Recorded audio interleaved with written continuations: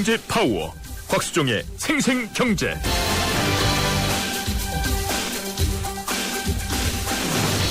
안녕하십니까. 9월 23일 월요일 YTN 생생경제 시작하겠습니다. 곽수종입니다. 이 닷새간의 긴 추석 연휴 어떻게 잘 보내셨습니까? 연휴가 길었던 만큼 이 명절 증후군이라고 하죠. 많은 분들이 피곤해하실 것 같습니다. 스트레스와 건강관리에 각별히 신경 쓰셔야 되겠습니다. 그나저나 이 연휴를 마치고 나니까 묵직한 경제 관련 이슈들이 한가득 쌓여 있네요. 가장 먼저 눈에 띄는 것 중에서 제가 말씀드리고 싶은 게 65세 이상 모든 노인에게 20만 원씩 주기로 했던 거 기억나시죠? 기초노령연금 말입니다. 이 공약이 결국 장관이 물러서는 선에서 후퇴하는 모습을 갖춰가는 것 같습니다. 진영 보건복지부 장관이 책임을 진다. 글쎄요. 책임지면 다 되는 건지는 모르겠습니다만 공약 파기 선언이나 다름없어 보입니다. 이번 일이 전반적인 복지 공약 후퇴의 신호탄이 될 것인지 경제민주화의 후퇴에 이어서 또다시 한번 우리가 주목해볼 그런 부분인 것 같습니다. 오늘 2부 경제핫 이슈 시간에 살펴보겠습니다. 고용노동부, 여러분 노동을 위한 노동부일까요? 기업을 위한 노동부일까요? 이 고용노동부가 노동자들의 현실을 외면하고 있다는 비판도 나오고 있는 것 같습니다. 정리해고 요건을 구체화하는 방향으로 근로기준법을 개정하라는 국가인권위원회의 공고에 대해서 고용노동부가 이렇게 이야기했답니다. 거부하겠습니다. 고용노동부가 제 역할을 하고 있는 것일까? 이 부분에 대해서도 3부에서 경제핫 이슈 시간을 통해서 준비했습니다. 살펴보겠습니다. 곽수종의 YTN 생생경제 1부 시작하겠습니다.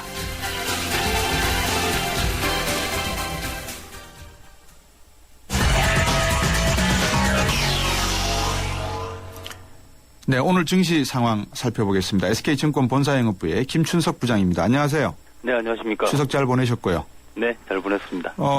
추석 기간 동안 저희들이 이야기를 했습니다만 버냉키 의장의 양적 완화 이야기가 나올 거다라고 했는데 긍정적인 소식이 이어가면서 다우는 큰 폭으로 뛰었는데 오늘 우리 시장은 어땠습니까? 우리 시장도 큰 폭으로 올라가다가 결론적으로 마이너스로 나섰고요. 네. 끝나긴 한데 플러스 3.8포인트 정도로 끝났습니다. 네. 가장 시장을 흔들었던 건 아무래도 삼성전자가 될 것 같은데요. 네. 삼성전자의 3, 4분기 실적 자체가 10조가 될 거다 안 될 거다라는 것 때문에 말이 많은 것 같습니다. 외국계 쪽에서는 또 10조가 안 된다는 쪽으로 보고서가 나오고 있는 것 같고요. 그 덕분에 좀 시장이 좀 흔들리는 모습을 보였고, 그다음에 또 동양그룹 주식들이 좀 하락하는 주식을 모습을 보였는데, 자매회사죠. 오리온그룹 쪽에서 지원 불가 결정이 나오면서 향후에 재무 위험이 좀 증가 가능성이 있다라는 부분 자체도 시장에 좀 안 좋게 작용하는 그런 모습을 보인 것 같습니다. 네. 연휴 동안에 이제 제가 미국 쪽 이야기를 계속 좀 주시를 하면서 봤는데 양적 완화가 하나가 있었는가 하면은 이 중국 경제에 대해서 부정적인 이야기들이 미국 정가에서 조금씩 흘러나오기 시작을 하는 것 같습니다. 그러니까 이게 오래된 이야기입니다만 특히 좀 눈에 띄는 게 지방 관련된 부채 문제가 이게 상상외로 상당한 큰 폭발력을 가지고 있다 이런 이야기인데 결국 중국 경제 지금 어떻습니까? 어떻게 보십니까? 지금 이제 중국에 관련된 얘기 자체는 상당히 상반된 시각을 가지고 있는 것 같습니다. 특히 이제 서방 쪽, 특히 이제 미국이라는 이런 쪽에서는 중국의 지방 정부에 대한 부채 문제 상당히 늘어나고 있다는 부분에 가장 큰 시그널을 주면서 안 좋은 부분을 보고 있는 상태고요. 중국 내부라든가 아시아권에서는 오히려 그 부분 자체를 그렇게 크게 염려할 부분이 아니다라고 얘기를 하고 있습니다. 즉 중국 지방 정부의 부채가 많기는 하지만 이들이 어떤 소비재 쪽에 투자를 한 게 아니라 인프라라든가 이런 공공사업적인 성격을 갖는 쪽에 투자가 많이 되어 있는 상태이기 때문에 그걸 단순한 부채만으로 보기는 어렵다 이렇게 보고 있는 거죠. 그래서 그 두 시각이 좀 맞부딪히고 있기는 한데 아시는 것처럼 오늘 그 9월 제조업 PMI 지수가 나왔습니다. 이게 51.21을 기록해서 6개월 만에 최고치를 기록을 했고요. 전달에서 2달 연속 늘어나는 그런 모습을 보였습니다. 결론적으로 글로벌 수요가 늘어난 부분도 중국 그 PMI 쪽에는 작용을 했겠지만 내수 확대, 즉 시진핑 리커창이 주장하고 있던 내수를 발전시켜서 GDP를 키우는 그쪽이 일단은 어느 정도 먹에 들어가고 있다라는 부분이 있습니다. 그래서 구조조정 부담이 있기는 하지만 3차 구조조정의 규모 자체가 그렇게 크지 않다 보니까 오히려 4, 4분기 들어가면서부터는 예상했던 것처럼 7% 중반이 아니라 7% 후반까지도 갈 수 있는 거 아니냐라는 얘기까지 나오고 있는 것 같습니다. 말씀해 주신 대로 리커창 지수라고 해서 수송, 발전, 구리 가격 여러 가지 이제 지표들을 보는데 PMI 지수를 놓고 보면 중국 경제 아직은 큰 문제 없어 보인다라는 게 말씀인 것 같군요. 그렇다고 치면 우리 환율 시장의 흐름을 또 한번 관련해서 봐야 될 건데 오늘 큰 폭으로 환율이 내렸습니다. 그렇습니다. 오늘 보니까는 거의 10원 정도 지금 밑으로 빠진 것 같은데요. 일본 엔도 역시 좀 내려가는 99엔대를 기록을 하고 있는 상태입니다. 그래서 이 부분 자체는 크게 어떤 우려스러운 상황은 아닌 쪽으로 가는 게 아닌가라는 그런 개인적인 판단을 내리고 있는 상태고요.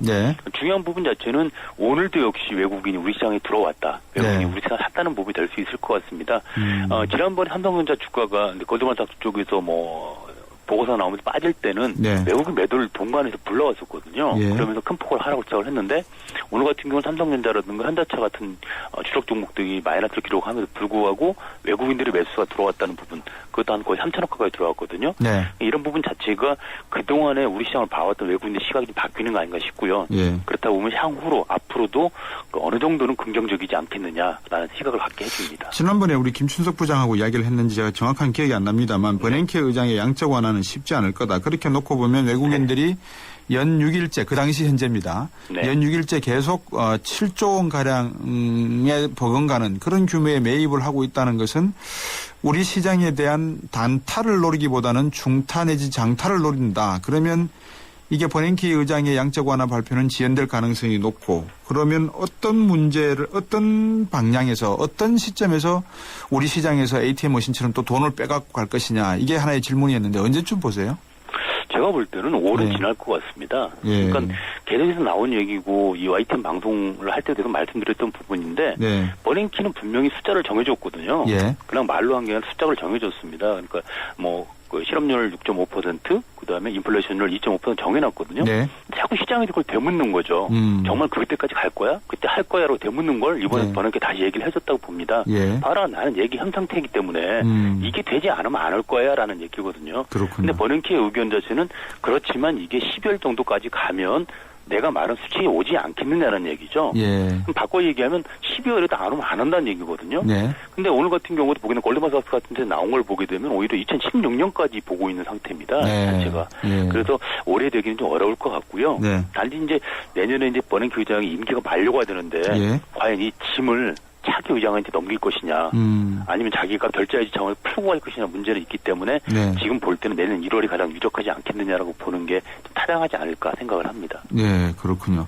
자, 그러면 이제 큰 거시적인 흐름은 좀 짚어봤고, 요새 업종이나 산업별로 보면 어디에 좀 중점을 둬야 되는 중국 관련 제품들이 업종들이 여전히 관심을 끌겠죠, 당분간? 네, 그렇습니다. 근데 그 중국 관련된 종목군들이 좀 보게 되면 사실 그동안 많이 상승한 부분이 없습니다. 굳이 자꾸 이제 갖다 붙이자면 이제 화학주, 철강주 이 정도를 이제 중국 관련으로 꼽고 있는데 실질적으로 아직 중국이 그렇게 눈에 띄게끔 소비재라든가 우리가 관련된 있는 부분까지 뭐가 나오고 있는 건 아니거든요. 현재 상태에서. 그래서 아직까지 좀 잠잠한 부분이고요. 단지 그동안 쭉 봐온 것처럼 대형 우량주들, 대형 큰 것들, 조선주라든가 화학주, 자동차 이런 것들이 움직였기 때문에 이제는 스펙트럼이 넓어진다고 보면 지금 말씀하신 것은 중국 관련된 소비재라든가 아니면 중국 현지 쪽으로 진출할 수 있는 타이어주라든가 이런 쪽으로도 움직일 가능성이 있다는 부분인데 아직까지는 그런 종목까지 움직이기에는 시장이 아직은 한 방향이다라고 말씀드릴 수 있을 것 같습니다. 그래서 이제 월말 지나가면서 이 스펙트럼이 좀 넓어진다고 한다면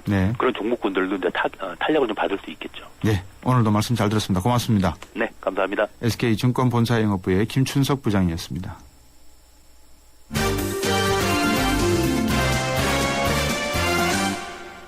네, 오늘 경제뉴스 정리해드리겠습니다. 한국일보 이성철 산업부장입니다. 안녕하십니까? 안녕하세요. 수고하셨습니다. 네. 예. 첫 번째 소식이 고정금리 대출 비중이 하락하고 있다는 건데 이게 무슨 내용입니까? 이제 대출을 받을 때 우리가 금리가 처음 받을 때 금리가 대출이자가 끝까지 가는 고정금리 대출이 있고요. 중간중간에 계속 바뀌어나가던 변동금리 대출이 있습니다. 우리가 특히 이제 주택담보대출을 받을 때는 대부분이 이제 변동금리로 돼 있는데 정부는 이거를 가급적이면 고정금리 쪽으로 바꾸려고 그동안 굉장히 애를 써왔습니다. 그래서 그 비중이 많이 떨어졌었는데요. 근데 이게 다시 최근 들어서 고정금리 대출 비중이 떨어졌다. 다시 말해서 변동금리 대출 비중이 다시 좀 올라가기 시작했다는 겁니다. 7월 말 현재 가계 대출 가운데 고정금리 대출이 차지하는 비중이 23.0%고요. 네. 이게 전달에 비해서 0.2%포인트가 떨어졌습니다. 그만큼 변동금리 대출 비중이 높아졌다는 거죠. 네. 고정금리 사실 이 고정금리 대출 비중은 지난해 1월까지만 해도 한 9.5%, 그러니까 전체 대출이 열이면은 그 중에 하나 정도만 고정금리였고 나머지는 다 변동금리였습니다. 근데 네. 정부가 이 가계부채 연착륙을 위해서 고정금리 대출을 좀 늘리는 정책을 계속 써왔고 네. 그 비중이 그래서 지금 20%대까지 올라갔다가 예. 그리고 23%까지 6월 말에는 올라갔었는데 이게 다시 지금 떨어졌다는 겁니다. 이게 왜 문제냐면요. 네. 사실 변동금리가 좋은 점도 있습니다. 금리가 낮을 때는 변동금리가 확실히 유리합니다. 네. 하지만 시중금리가 올라가면은 변동금리 대출금리가 같이 올라가기 때문에 그렇죠. 이 한국은행 기준금리 변동에 따라서 변동금리 대출은 굉장히 등락이 큽니다. 네. 그러니까 시중금리가 쌀 때는 변동금리 대출이 유리하지만 반대로 비쌀 때는 변동금리 대출이 불리한 거죠. 네. 근데 이제 이 대출이라는 게 기본적으로 장기간 이루어지려면은 사실 금리가 좀 고정이 되어 있어야지 금리가 예측 가능한 거 아니겠습니까? 예. 내가 이 대출을 갚을 때까지 매달 얼마 이자가 나간다는 걸 알고 있어야지만 그렇죠. 그거에 맞게 수입 지출 계획을 짤 수가 있는데 예. 변동금리 대출이 되면은 금리 하락기에는 상당히 뭐 이자가 싸니까 좋다가 예. 반대로 금리 상승기가 되면은 굉장히 뭐 부담이 되고 그런 심해지면은 이게 가계 파산으로까지 이어지기 때문에 네. 고정금리로 많이 좀 유도를 하고 대부분 선진국들이 대부분 이 장기 대출 같은 경우는 고정금리로 하고 있는데 그래. 우리만 이 변동이 많아가지고 그동안 이걸 변화시켜 왔는데 최근 금리가 낮으니까 많은 대출을 받는 분들이 자꾸 변동금리 쪽에 유혹을 받으시는 것 같아요. 네. 그래서 결국 고정금리 대출 비중이 다시 2년 만에 떨어지는 그런 모습을 보였는데 이거는 절대로 바람직한 현상이 아닙니다. 네. 뭐 짧게 한 1년 정도 대출을 받으실 거라면 모르겠지만 주택담보대출이 기본적으로 장기간 가는 가능성이 높기 때문에 당장의 이자율이 얼마에 구애받지 마시고 사실은 고정시켜놓고 계속 가는 게 훨씬 유리한데 지금 방향이 자꾸 거꾸로 가는 것 같아서 좀 걱정입니다. 그렇군요. 그 내용이었군요. 두 번째 소식은 저가 항공 이용이 늘고 있다는 이야기입니까? 네, 그렇습니다. 요즘 저가 항공 또는 저비용 항공이라고도 부르는데 예. 많이들 이용하는 특히 올 상반기에 한일 노선 중에는 10명 중 죄송합니다. 예, 말씀하십시오. 10명 중 2명 정도가 이 저비용 항공을 이용한 것으로 나타났다고 합니다. 예, 예. 전체 상반기에 이 한일 노선 승객이 548만 명이었는데요. 예. 이 중에 110만 명 정도가 그러니까 20%죠. 예. 저비용 항공을 이용하게 됐고 이건 작년보다 무려 2배나 늘어났다고 합니다. 예. 지금 한일 노선에 취항하는 저비용 항공사는 제주항공, 진에어, 에어부산, 이스타항공, 티웨이 5개 정도가 있고요. 예. 일본 항공사들은 한 3군데 정도가 취항을 하고 있는데 네. 특히 우리나라 승객들이 저비용 항공의 이용도가 압도적으로 좀 높다고 합니다. 일부에서는 저비용 항공이 왠지 좀 불안한 거 아니냐 이런 얘기들도 하고 있습니다만 네. 다 어쨌든 철저한 안전 점검을 해서 가는 항공이기 때문에 네. 이 저비용 항공이 어쨌든 이 과거 대형 항공사 위주로 되어 있던 기존 항공 시장에 상당한 어떤 변화와 자극을 불러일으키는 게 분명한 것 같습니다. 많은 분들이 저가 비용 항공을 이용하시면서 이제 걱정하시는 게 안전사고 관련된 건데 아직까지는 큰 문제가 없어 보입니다. 그렇습니다. 예. 큰 문제가 없고 당연히 이거는 2중 3중으로 예. 항공사들도 노력해야 돼야 될 문제고 그렇겠죠. 다만 이제 그런 이쪽 항공사에 계신 분들 만나보면 가끔 그런 얘기들 하시는데 저비용 항공은 사실 다른 비용을 뺐기 때문에 싼 겁니다. 네. 근데 저비용 저가 항공을 타면서 서비스는 이 대형 항공사하고 똑같이 해달라는 그 승객들이 가끔 계시다고 그러는데 예. 사실은 이거는 낸만큼 받는 서비스이기 때문에 예. 기내에서 받는 각종 서비스는 굉장히 축소가 되는 게 사실이죠. 그렇게 해서 싸진 비용으로 이 티켓값이 싼 거기 때문에 그렇죠. 소비자들도 그 부분에 대해서는 좀 인식을 하셔야 될 것 같습니다. 음료수 서비스라든지 아니면 식사를 갖다가 제공한다든지 이런 게 다 제외돼 있으니까 그렇죠.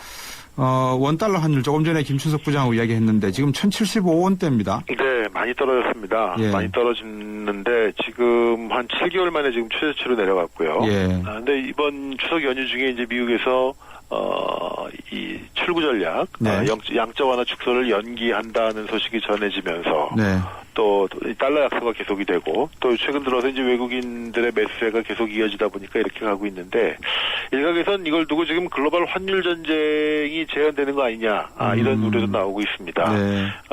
양적 완화 축소가 연기되면 연기될수록 미국의 달러 약세는 계속이 될 것이고요. 근데 사실 뭐 지금 세계 어느 나라도 자국 환율이 이 통화 가치가 높아지는 걸 원치는 않지 않습니까? 네. 다들 경제가 어려우니까 모두들 약한 환율을 갖고 약한 통화 가치를 원하는데 미국의 양적 완화 축소 때문에 지금 이게 다시 자국 통화가 의도하지 않게 강해지는 모습을 보이고 있기 때문에 네. 이거를 둘러싼 마찰적인 요인이 꽤 생길 가능성도 있어 보입니다. 네.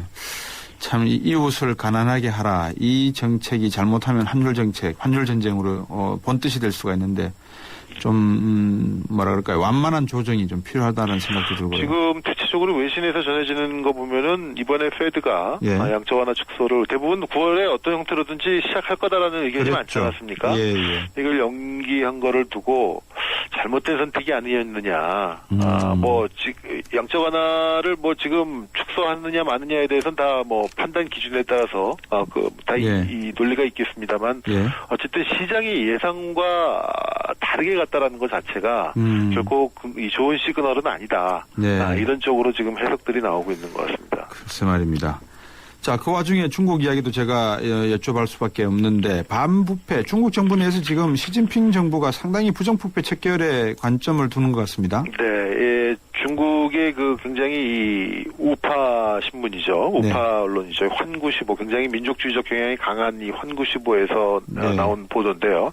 최근에 이 수뢰 혐의로 중국 법원에서 재판을 받고 있는 이 전 철도부 운수국장이 그 비리 실태가 드러났다고 합니다. 미국에서 고가의 저택을 사들여가지고 호화 생활을 했는데 이 장수광이라는 이 운수국장인데 이 사람이 지난 2000년부터 2011년 사이에 고속철도 건설과 관련해서 민간 기업으로부터 특혜를 주고 받은 뇌물이 무려 85억 원.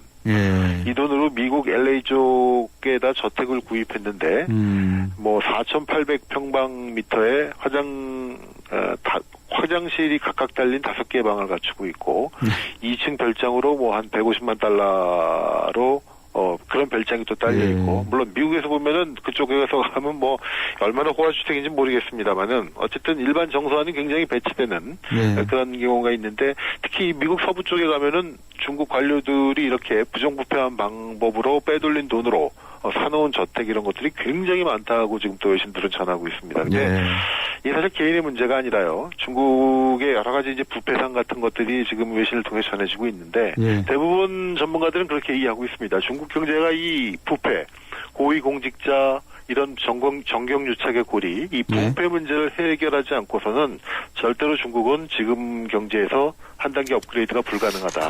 양적인 팽창은 가능할지 모르겠지만 도약은 힘들 것이다. 이런 지적들을 많이 하고 있습니다. 오늘도 말씀 잘 들었습니다. 고맙습니다. 네, 감사합니다. 한국일보의 이성철 산업부장이었습니다. 족발, 만두, 피자, 케밥 다 포기했습니다. 괜찮다. 너에겐 카스라이트가 있으니. 칼로리를 33% 내린 맛있는 맥주 카스라이트. 네, 지금까지 생생경제 1부 함께 하셨고요. 2부에서는 앞에서 말씀을 드렸는데 박근혜 대통령의 대표적인 복지 공약 기초노령연금 후퇴 논란에 대해서 살펴보겠습니다. 2부에서 뵙겠습니다. 2013 가요계 최대 이슈, 대한민국의 살아있는 전설 가왕 조용필, 그가 돌아온다. 음악으로 대중의 정서와 공감을 이루며 함께 호흡하는 무대 위의 거인 조용필. 2013년 하반기 최고의 공연, 조용필 전국 투어 콘서트 헬로가 순천, 울산, 수원, 일산, 광주, 창원에서 펼쳐집니다. 티켓 예매는 인터파크 1544-1555.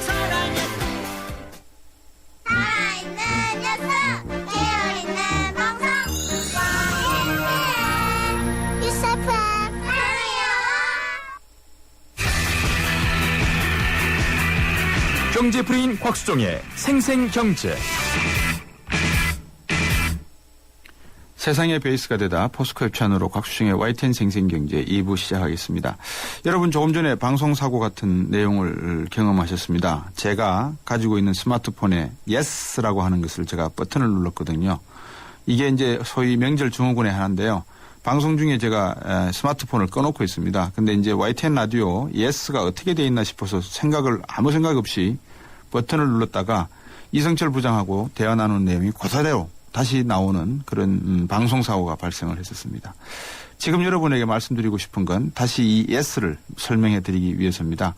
YTN 라디오가 새로운 애플리케이션이죠. 앱 줄여서 앱이라 하는데 YES를 출시를 했습니다. 여러분 스마트폰 열고 구글 플레이 스토어 또는 아이폰, 이제 아이폰도 된답니다. 아이폰도 되니까 아이폰 앱 스토어에서 YTN 라디오 애플리케이션 YES를 영어로 YES입니다. 설치하시고 생생경제 프로그램에 실시간으로 한번 참여해 주시면 되겠습니다. 음질 상당히 좋았죠. 그죠? 방송 사고가 났지만 추첨을 통해서 만약에 사연 남겨주시는 분이 계시면 10월 5일 고양시에서 열리는 이 조용필 투어 콘서트 헬로의 티켓을 드린다고 합니다. 좋죠. 예, 한번 참여하셔가지고 스마트폰에서 아이폰이나 구글 폰으로 다운받으시고 여러분들께서 참여하셔서 조용필 투어 콘서트 티켓도 받아가시기 바라겠습니다. 짧은 문자 50원 또 긴 문자 100원이 부과되는 휴대전화 우물정 0945번도 유효합니다. 계속해서 보내셔도 되고요. 트위터도 @ YTN 밑줄 가능합니다. 그리고 더 긴 사연 남기시거나 어떻게 YTN 라디오와 TV가 움직이는가 보시고 싶으면 웹사이트에 들어오셔서 곽수정의 YTN 생생경제 여러분들께서 의견 남기셔도 좋습니다. 많이 참여하시고 조용필 투어 콘서트 티켓도 받아가시길 바라겠습니다. 스케일이 다른 수도권 최대 신도시 KTX 개통시 강남 수서역까지 20분 일과 생활이 함께하는 차족 신도시. 이제 더 큰 감동의 오케스트라가 동탄 이 신도시에서 연주됩니다. 도시의 감동, 생활의 감탄. 동탄 이 신도시는 LH 한국토지주택공사와 경기도시공사가 함께합니다. 추석에 홈보이가 찾아왔어요. 엄마에겐 CCTV, 아이에겐 전자책, 아빠에겐 내비게이션. 홈보이 하나면 다 되니까 추석에 온 가족이 원하는 스마트한 선물 유플러스 홈보이. 유플러스 매장에서 만나세요. 가입 문의 101. 곽수정의 생생경제. 경제민주화의 후퇴 이후에 또다시 복지정책, 복지공약의 후퇴 신호탄이 아닌가라고 하는 우려가 나오고 있습니다. 모든 노인에게 65세 이상 노인 인구에게 기초노령연금 20만 원씩 드리겠다고 했던 공약 파기. 과연 이 파기가 어떤 의미를 가져올지 어떤 또 사인이 시그널이 될지 한번 살펴봐야 되겠습니다. 복지부 장관이 물러난다. 그러면 다 되는 것은 아닐 거라는 건 정부도 잘 알고 계실 것 같습니다. 기초연금, 4대 중증질환, 무상보육, 후퇴한 것들이 너무나 많은데요. 어떤 이행 방안이 나올까요? 26일 날 또 발표가 된답니다. 내가 만드는 복지국가의 오건호 공동운영위원장과 말씀 나누겠습니다. 안녕하세요. 예, 안녕하세요. 예. 자, 진영 장관 사의 표명하면은 뭐 공약 파기가 그다음 수순이다. 이렇게 이해해도 되는 겁니까? 예, 뭐 저는 그렇게 해석을 합니다. 예. 그 박근혜 대통령 후보 시절 네. 그러니까 대통령 선거 직전에 낸 최종 공약집에는 분명히 65세 이상 모든 어르신 그리고 모든 중증 장애인에게 네. 20만 원씩 지급하겠다고 적혀 있고요. 예. 그리고 지급 시기도 임기 첫 해, 그러니까 올해죠. 올해 법을 개정해서 즉시 지급하겠다고 했으므로 예. 애초 공약들을 했으면 아마 지금이 9월 달이니까 지금쯤이면 모든 어르신들한테 20만 원을 드렸어야 될 일이죠. 저는 네. 공약 파기라고 봅니다. 예. 26일 날 이행 방안 발표한다고 그랬지 않습니까? 예, 예. 어떤 내용의 차이가 있을까요? 두 가지 점에서 차이가 있는데요. 하나는 지급 대상이 모든 노인이 아니고 예. 대략 70% 정도 노인한테만 주는 것으로 보도가 되고 있고요. 예. 그다음에 기초노령연금을 받는 70%의 노인도 모두 20만 원을 받는 게 아니고 차등 지급을 당하게 되는데 예. 대략 10만 원에서 20만 원 사이에서 예. 다르게 지급되지 않을까 그렇게 예상되고 있습니다.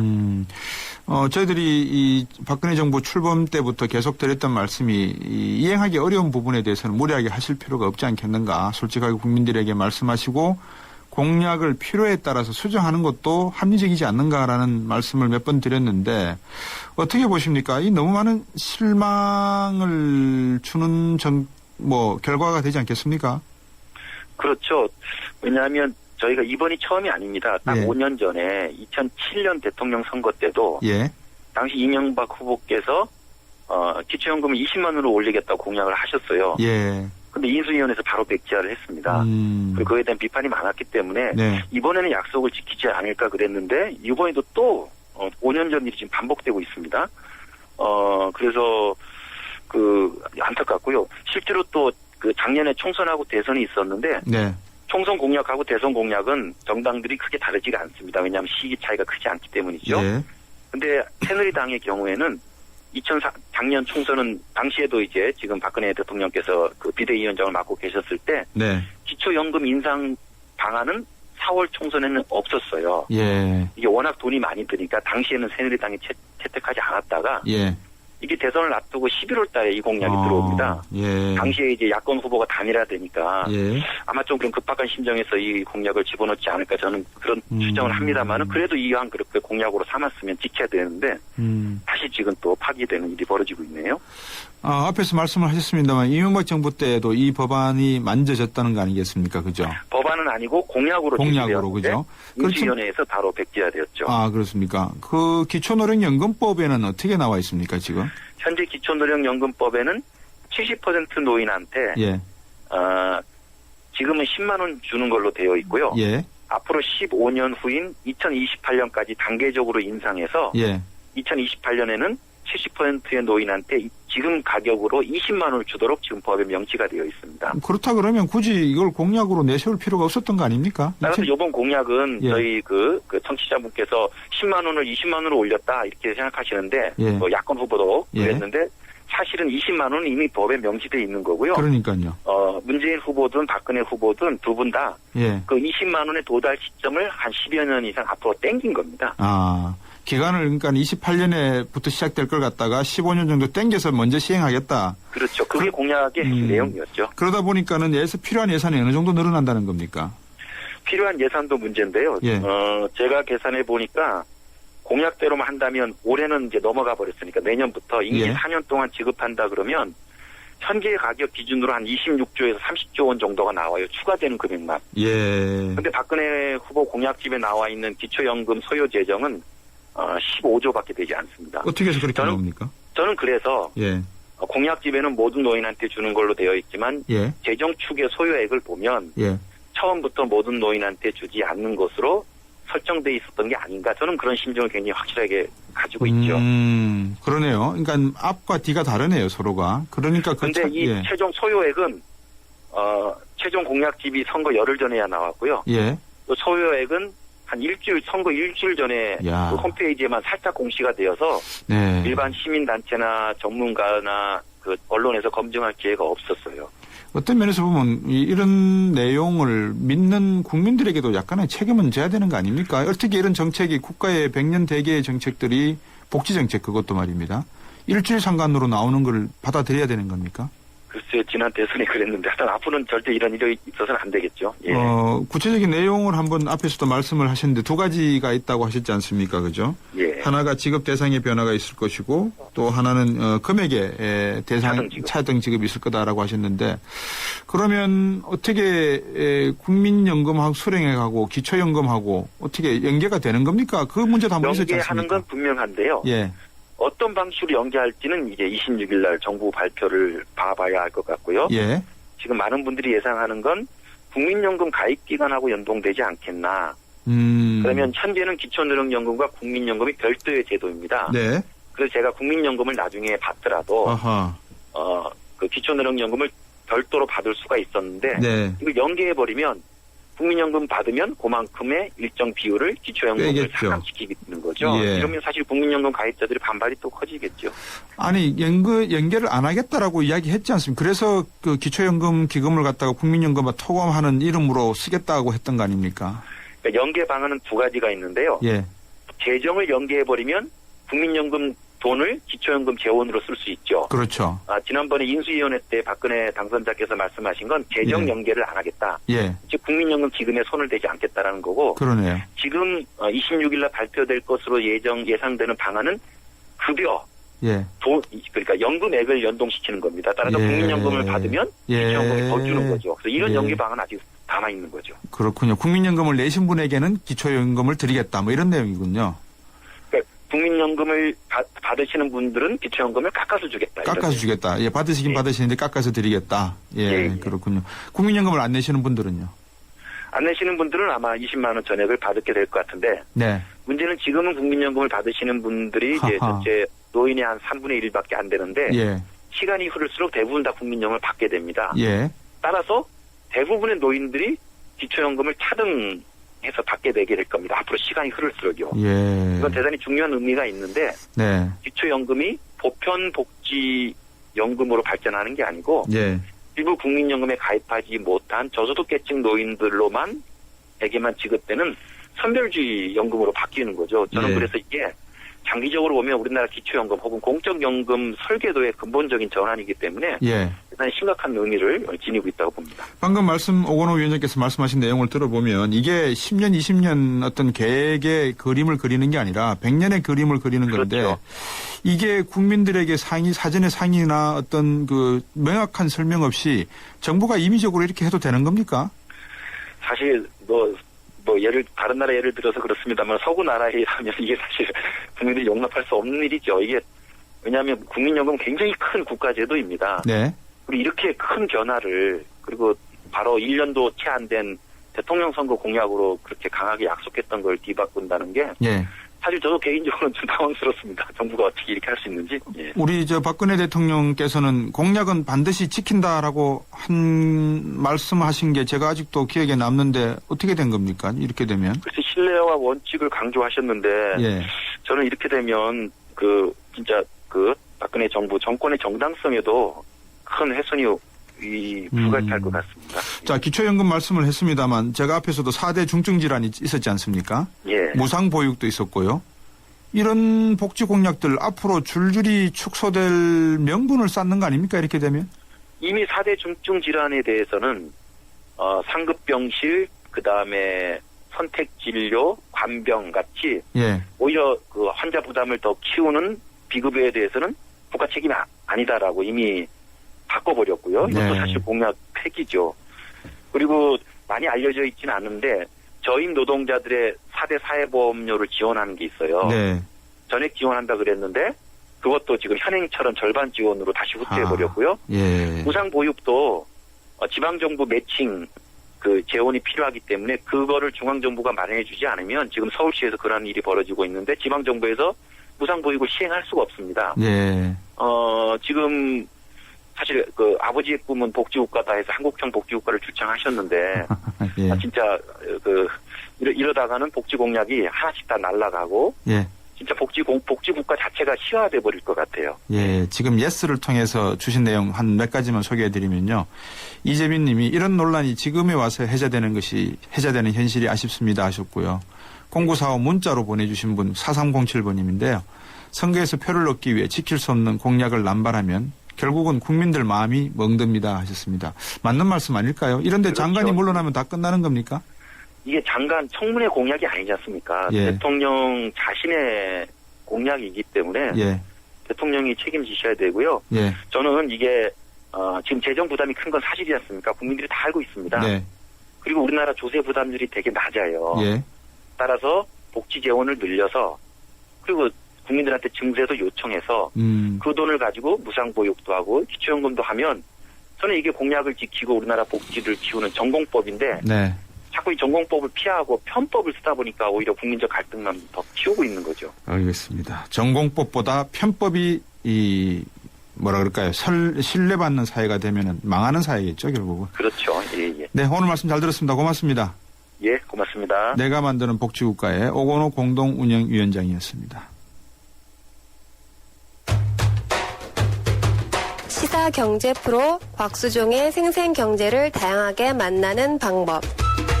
인터넷에서 YTN 라디오를 검색하면 지금 방송되고 있는 생생경제와 지난 방송을 다시 들을 수 있고 YTN 애플리케이션과 팟캐스트를 통해서도 들을 수 있습니다. 언제 어디든 손쉽게 만날 수 있는 곽수종의 생생경제 참 좋다. 네, 차이나 포커스 시간입니다. 미중산업경제연구소의 조용찬 소장입니다. 안녕하세요. 예, 안녕하십니까. 중추절 연휴 3일간 중국 경제도 중추절이 있죠. 네, 그렇습니다. 중국은 우리처럼 그 3일간의 연휴는 아니었고요. 예. 2일간의 연휴를 즐겼고요. 그리고 예. 또 이제 앞으로 2주 뒤죠. 그 10월 1일부터 7일까지 네. 국경절 황금 연휴가 있기 때문에 예. 지금부터 중국은 그 황금 연휴 기간에 지금 들어가 있습니다. 예. 앞에서 이 황금 연휴 이야기를 저희들이 조금 나눴었는데 중국 경제가 연휴 기간 동안에 발표되는 여러 가지 경제 지표 중에서 우리가 좀 눈여겨봐야 될 게 있습니까? 네, 아무래도 연휴 기간 동안에 얼마만큼 그 소비가 했느냐는 게 중요한데요. 이 기간 동안에 그 40개 중견 기업들의 그 매출액을 보면은 네. 작년 같은 기간에 비해서 한 8% 정도 증가를 했습니다. 특히 아웃도어 상품들이 최근에 중국에서 불티나게 팔리고 있고요. 예. 컴퓨터라든지 핸드폰 같은 디지털 제품뿐만 아니라 여행 소비가 크게 늘어났다 그럽니다. 예. 특히 에너지 절약형 전자제품들 같은 경우에는 보조금 제도가 이번 달 말로 종료가 되기 때문에요. 네. 우리나라의 그 전자제품 같은 경우도 지금 크게 매출이 늘었기 때문에 아무래도 이런 부분들은 우리나라 주시장에도 이제 영향을 주지 않을까 보여집니다. 중국 그러면 경제 지표 중에서 가장 궁금한 것 중에 하나가 과연 부동산 버블 터질까 이건데 주택 가격은 어떻게 변하고 있습니까 요새? 네, 지금 그 중국 부동산 시장 같은 경우는 8월 달 지표를 보면요. 지난 수요일 날 발표됐죠. 네. 연일로 환산해서 10.4%나 상승을 했습니다. 네. 도시 주민의 1인당 가처분 소득이 상반기에 9% 증가했던 거에 비하면 집값 거품이 우려될 정도인데요. 예. 집값이 소득 증가보다 빨라지면은 아무래도 서민들의 불만이 고조가 되고요. 또 부실 채권이 발생한다면은 금융 시스템에도 악영향 미칠 수가 있기 때문입니다. 네. 이 때문에 지금 현재 그 연일로 20% 가까이 상승한 베이징이라든지 광주, 상하이 같은 연안 지역을 중심으로 해서는 아무래도 그 투기 움직임에 대한 모니터링을 앞으로 강화할 것으로 보여지고요. 네. 1주택 취득 시에는 특혜 대출을 중단시키는 것 외에도 보장성 주택 공급과 같은 여러 가지 정책들이 앞으로 나오지 않을까 보여집니다. 집값이 어떻게 좀 움직일까요? 상승세로 갈까요? 하락세로 돌아설까요? 어떻게 보십니까? 지금 중국의 집값이 올라가는 이유 중에 가장 근본적인 이유는 수급 악화 때문에 그렇습니다. 네. 최근 2년간 정부가 대출 규제를 통해서 부동산 개발업체의 자금난을 심화시켰는데요. 네. 이 때문에 신규 주택 공급이 한계점에 다다랐습니다. 이런 상황 속에서 새 지도부가 올해 3월부터 취임하면서 경기 회복을 위해서 새로운 부동산 규제책을 내놓지 않고 있는데요. 네. 이 때문에 시중 자금들이 다시 부동산 시장으로 몰려가는 게 주요 집값 상승의 원인이 되고 있고요. 최근 들어와서 중국 정부가 대규모 투자를 통해서 경기를 부양시키고 있기 때문에 네. 땅값이 다시 올라가고 있는 점도 앞으로 그 중국의 부동산 가격이 심상치 않다는 시그널로 보여집니다. 이게 일본의 버블 터지기 직전의 모습하고도 좀 비슷한데 아까 오전에 오늘 HSBC 9월 제조업 지수 발표됐죠. PMI 지수 그죠? 네, 그렇습니다. 9월달 그 제조업 PMI는 51.2로 나왔는데요. 네. 예상보다 상당히 높게 나왔습니다. 아무래도 제조업 경기의 선행 지표라고 할 수 있는 전력 사용량이 지금 두 자릿수로 회복이 되고 있고요. 특히 중국에서는 HSBC 같은 경우는 중소 수출 기업을 중심으로 조사하다 보니까 수출 경기라든지 그리고 정부 정책에 민감할 수밖에 없습니다. 네. 중국 수출 같은 경우는 지금 추수감사절이라든지 성탄절, 상전에 맞춰서 전통 수출 제품인 섬이나 왕구, 가방서부터 전자제품까지 공장 가동률이 지금 높아지고 있고요. 네. 또 중국 정부가 인터넷을 전 국민이 사용할 수 있도록 광대역 인프라 구축에 2조 유엔을 투자하는 정책. 이것뿐만 아니라 스마트 시티 건설을 위해서 뉴비커터스망을 깔고 있고요. 네. 또 도시 가스 관망뿐만 아니라 생태공원 건설과 같은 인프라 건설들이 속속 진행되고 있기 때문에 내년 초까지는 PMI 지수뿐만 아니라 경제 지표도 좀 상승하지 않을까 보여집니다. 그 중국 경제가 이제 상승적으로 간다는 건 한국 경제에 상당히 반가운 소식인데 수출 그리고 투자 중에서 결국은 투자 주도로 다시 이 방향을 가져가는 거 아닌가 이런 생각도 듭니다. 어떻게 보세요?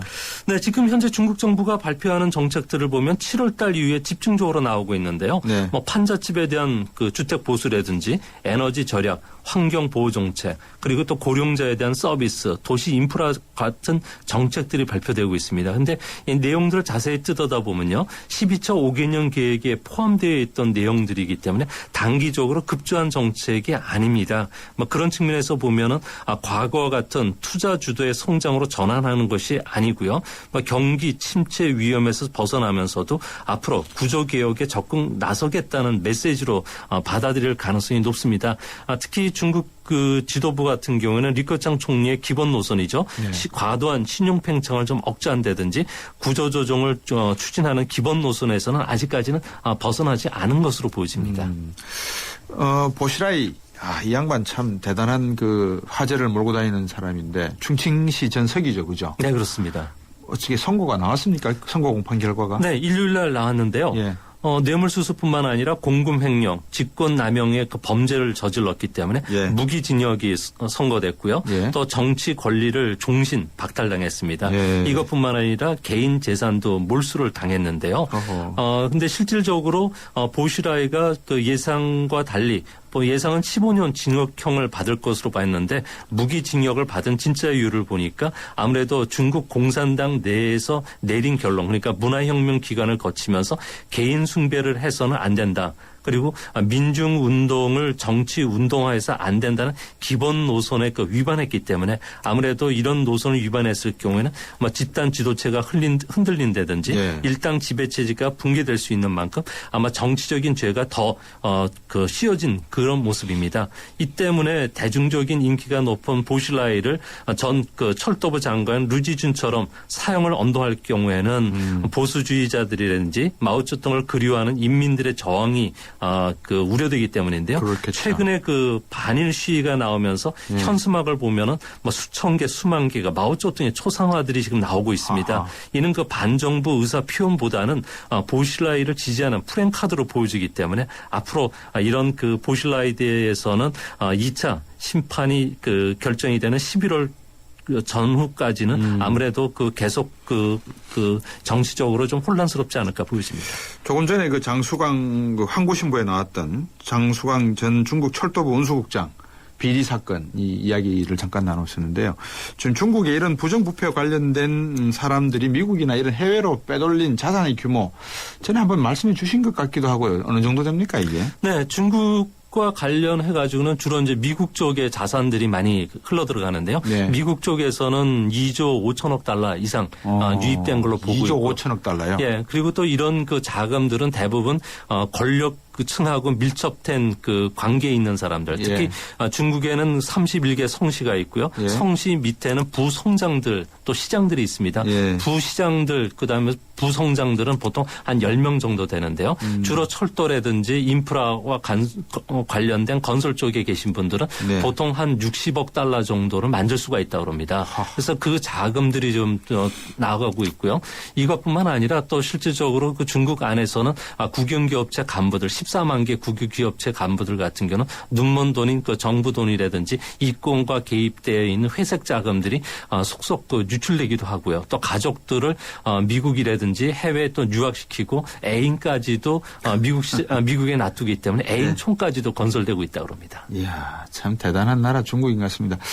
이 중국에게 전해줄 수 있는 사자성어 메시지 짧게 하나 알려 주시죠. 네, 개구 구신을 오늘 사자성어로 뽑았는데요. 네. 경계할 개자, 두려워할 구자, 그리고 삼갈 근자, 네. 상갈 신자인데요. 네. 높은 자리에 갈수록 몸가짐을 경계하고 두려워하고 또 말이나 행동을 삼가하라는 뜻입니다. 절제하겠습니다. 오늘 말씀 감사합니다. 예, 감사합니다. 미중산업경제연구소의 조영찬 소장이었습니다. 1층 없는 2층은 없고 철길 없는 기차 없으며 스승 없인 제자도 없습니다. 세상은 저마다의 베이스가 있습니다. 세상에 베이스가 되다. 포스코. LG G2는 왜 사용자 모드와 게스트 모드 두 개의 모드를 만들었을까?